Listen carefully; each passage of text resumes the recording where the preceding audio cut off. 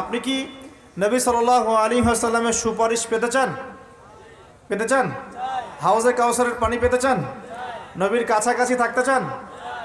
শুনুন, নবী সাল্লাল্লাহু আলাইহি ওয়াসাল্লাম বিভিন্ন হাদিসের মধ্যে বলেছেন, বিভিন্ন হাদিসে, যে ব্যক্তি দুনিয়াতে নবীর সুন্নত যত বেশি পালন করবে, নবীকে যত বেশি ভালোবাসবে, তার উপর যত বেশি দরুদ পড়বে, ইনশাআল্লাহ কিয়ামতের দিন সে নবীর তত কাছাকাছি থাকবে ইনশাআল্লাহ।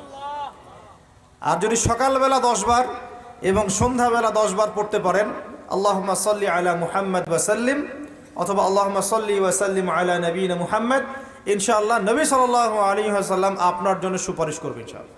আল্লাহর নবী এই পুরো জাহিলিয়াত পরিবর্তন করেছেন কোরআন সুন্নাহ দিয়ে, ঠিক আছে কথা? কোরআন সুন্নাহর মধ্যে কাজগুলো কি ছিল আমি কয়েকটা বলেছিলাম। 1, কোরআন তেলাওয়াত করা শিখেছে সবাই।